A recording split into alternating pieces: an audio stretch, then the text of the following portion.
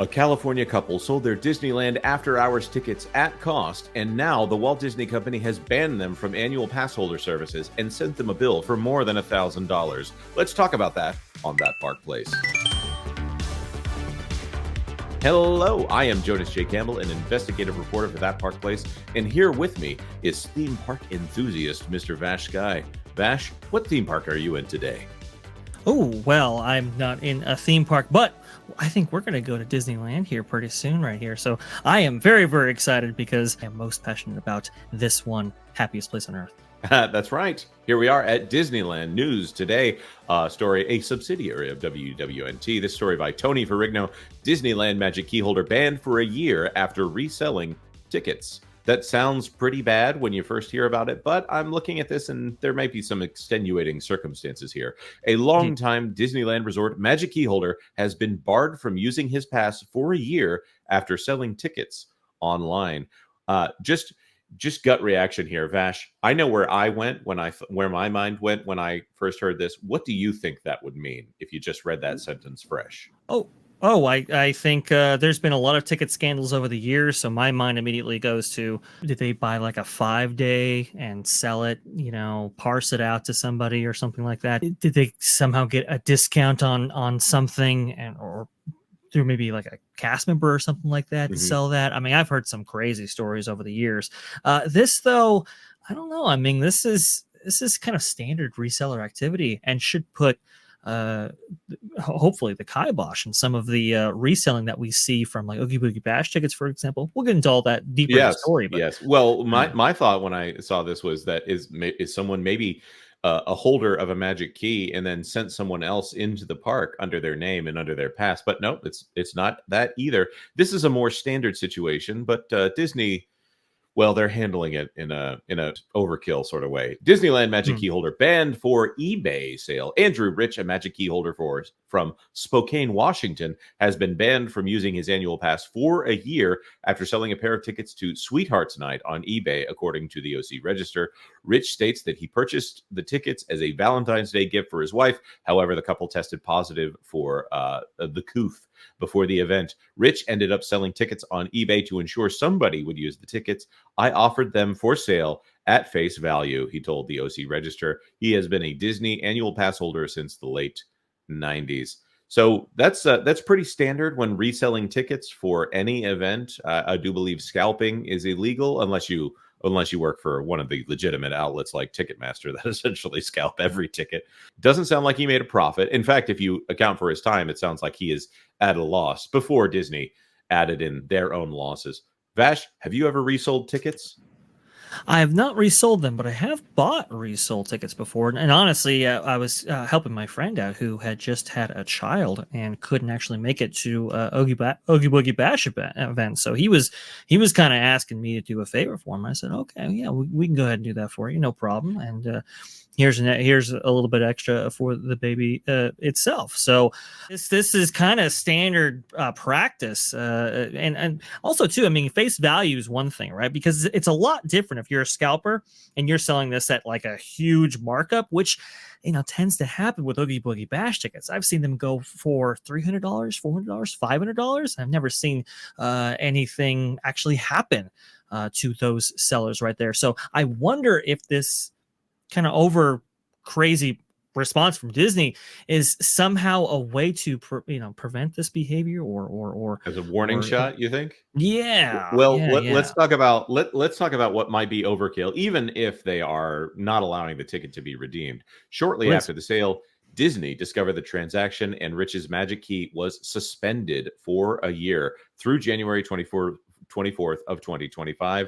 That is a very long time here. We're only in the middle of April here, so that's 9 months here. Despite the suspension, the pass he had, the believed tier of Magic Key, must still be paid in full, totaling $1,099. So $1,100 that he is expected to pay here in order to have his Magic Key, even though he will not be able to use it for an entire year. Vash, what in the world? I get it.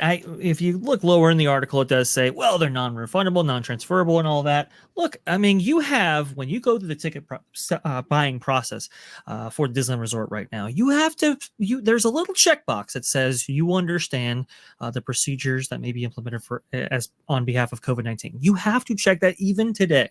So this person who was taking a conscientious stance and going like, okay, look, I don't want to spread COVID anywhere. I don't want to be part of an outbreak, or I'm going to go ahead and I'm going to put these online. At least try to get back some of my losses attached to this whole thing. And they go after them like that. I mean, come on, Disney. And we've seen this behavior before. Look, think about it. Annual passes or Magic Keys, they have to. You have to get them in, get a reservation in advance in order to walk into the park. Well, what happens when the day before, where you could cancel a reservation, you're fine, but maybe the day after, maybe you have some illness that could spread to others, and now you are on the hook for that day to enter into the park, because if you don't, well, that's one of your 3 strikes. You get 3 strikes. Now you can't make reservations for, I believe, 90 days. Disney wants to have their cake and eat it too.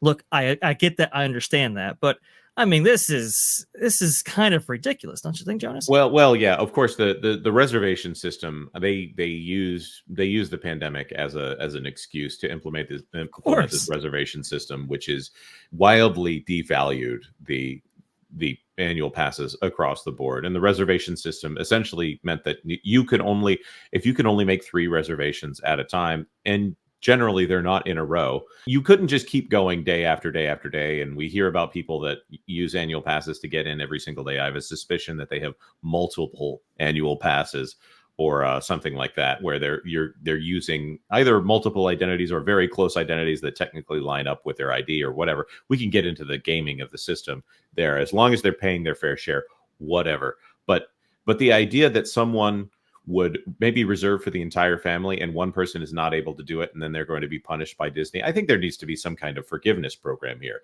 But returning to this idea that Disney suspended a pass that was only 1/4 of the year completed, but still expects full payment with tax over $1,100 here. That to me screams of extortion. Someone should have intervened here and given the guy a slap on the wrist. He sold it at cost.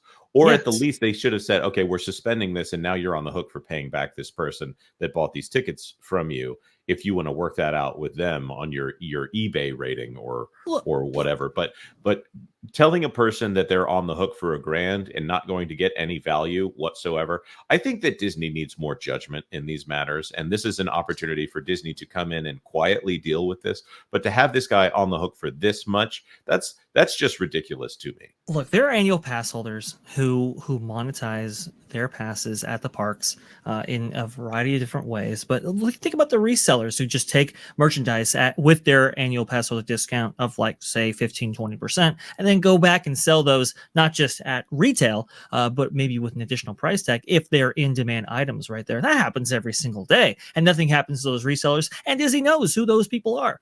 I've seen stuff with Club 33 members selling their various accesses. I've seen DAS, with people selling their various accesses. Disney might not know about these things, and yet they don't do anything. And here's a guy who's like, look, listen, I engaged in Sweethearts Night, right? Which, by the way, maybe Sweethearts Night sold out, but Star Wars Night didn't. And we'll talk about that on another video. That is for sure. But look, I engaged in this extra cost event, by the way, even though I have a Magic Key that gives me, so much access per year at my discretion right here. Paid extra for this. And now there's something, by the way, your guidelines, your checkbox at the end there says that, I have to know the COVID-19 guidelines. Having COVID-19 and being positive with it is against your guidelines. I'm trying to at least make myself whole because these are non-refundable and apparently non-transferable. And he gets punished and is mandated to pay out the rest of his Magic Key because I'm sure it was on a payment program. That's ridiculous. Yeah. This is it's really This is fascinating to me. And let's look at the next paragraph here. First of all, that fine print that you referenced here says tickets are non-refundable, may not be resold or transferred for commercial purposes. I would say that this is not commercial purposes, but whatever. No refunds will be given for any changes or cancellations due to inclement weather or otherwise. Right. Believing the punishment was wildly out of scale response, Rich has attempted to appeal the decision, contacting Disneyland's Magic Key revocation team. Oh, they have an entire team dedicated to revoking Magic Key passes. That's got to be a fun department to work for. President of Disneyland Resort, Ken Potrock, Chairman of Disney Parks Experiences and Products, Josh D'Amaro, all have denied his appeal. Does this mean he got a response from Josh D'Amaro on this? Ooh. He also reached out using the consumer advocacy group, Elliott Advocacy, to which Disney responded saying the decision would not be reversed. I think that this is a really easy one for Disney to make go away.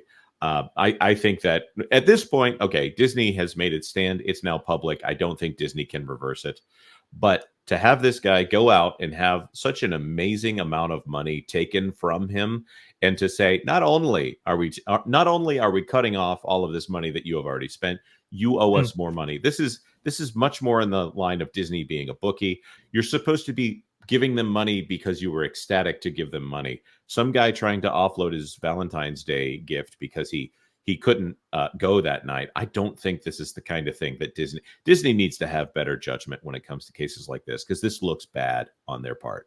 It looks terrible. There might be some other information that we don't know about, so we'll put that out there. Maybe something come out and say, well, he's trying to do this or whatever. It doesn't look like that's the case. Looks like he chose the wrong form. In fact, if he would have done this on Craigslist or in a more discreet fashion, maybe on Marketplace or something like that, maybe this wouldn't have caught Disney's radar right here. But by the way, if you're thinking about going to one of these nights like Sweetheart Nights or Star Wars Nights, you might want to reconsider that, because they're telling you, hey, look, if you can't show up, there is nothing that you can do. There is nothing that you can't sell your tickets unless face penalty, and you might as well just eat the cost if you can't actually show up for this. It's disgraceful. Like you said, Jonas, more discretion when it comes to this stuff. Or a little bit more. I don't know. Where's that Disney magic?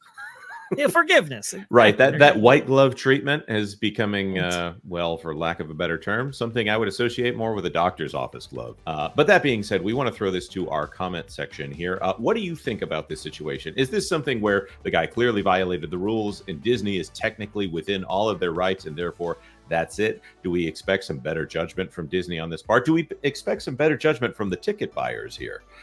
Let us know in the comment section down below. Of course, like this video if you like this video, and consider subscribing to That Park Plays for all the news that should be fun. Thanks for watching That Park Plays News. For more information, consider checking out www.thatparkplace.com. And don't forget to subscribe, share, like, and send this out on your favorite social media accounts.